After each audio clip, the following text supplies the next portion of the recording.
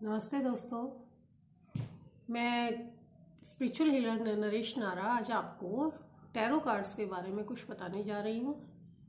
मैं time to time tarot की reels डालती रहती हूँ और कुछ लोगों के मेरे पास मैसेज आते हैं कि मैम ये क्या है, कुछ समझ नहीं आता है।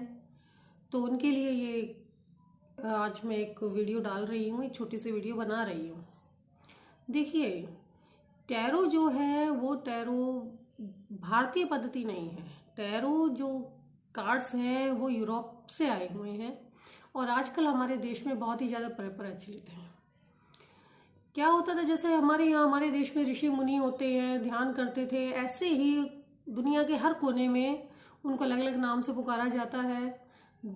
तो ध्यान तो लगाते ही हैं लोग जो स्पिरिचुअल होते हैं, हर देश में ऐसे लोग मिलते हैं और वो ध्यान लगाते हैं। तो वो ध्यान लगाते थे यूरोप में जैसे बैठे हुए, तो वो क्या करते थे, जो भी आकृति उनको ध्यान में नजर आती थी उन आकृतियों को वो पेड़ों पे, दीवारों पे कहीं ना कहीं उकेर दिया करते थे।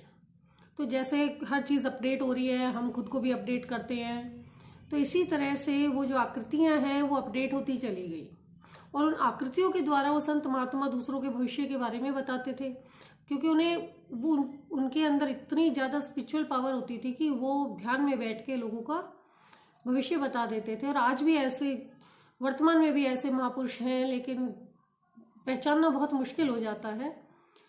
तो ऐसे ही टैरो कार्ड्स जो हैं, पहले एक वो आकृतियां थी, धीरे धीरे पेपर पे, पेन से पेपर पे बनाई जाने लगी, नोटबुक्स में बनाई जाने लगी और आज कल के टाइम पे उनको एक मॉडर्न लुक दे दिया गया है। टैरो कार्ड्स हैं अलग अलग तरह के, बहुत तरह के, अब देखते हो आप टैरो कार्ड्स आते हैं, वो एक बिलीफ सिस्टम पर ही है।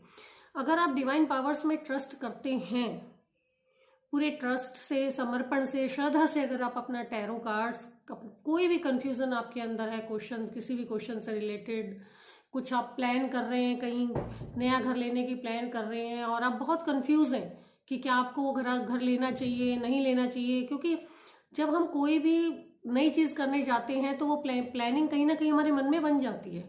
कोई भी काम करते हैं, प्लानिंग सबसे पहले हमारे मन में बनती है और उसके बाद आप उस प्लानिंग को धरातल पे उतारते हैं। तो सब अपनी सलाह देते हैं तो इंसान कंफ्यूज हो जाता है। तो टैरो वो माध्यम है कि आपके उन सभी प्रश्नों का उत्तर टैरो 100% ठीक देता है, लेकिन यहाँ पे 100% तभी आता है तब आप डिवाइन पावर्स पर किसी तरह का कोई डाउट ना करें, क्योंकि हम उन पे, जो ईश्वर को सब मानते हैं, ईश्वर को अंदर से डर के रूप में, हाय ईश्वर, भगवान को नहीं मानेंगे या ईश्वर, अल्लाह, जीसस, कोई भी नाम ले सकते हैं। मैं यहाँ किसी धर्म से इस चीज़ को नहीं जोड़ूंगी, क्योंकि सबसे बड़ा धर्म तो इंसानियत ही मानती हूँ मैं।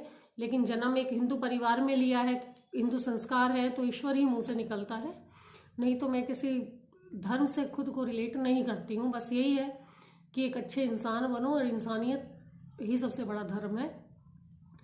तो टैरो जो डिवाइन पावर्स होती हैं, ब्रह्मांड की सर्वोच्च शक्तियां होती हैं, उन पे अगर आप पूरा विश्वास से, समर्पण से एक 10 सेकंड की एक प्रेयर करके आप अपना कार्ड निकालेंगे तो आपका 100% आंसर सही देता है।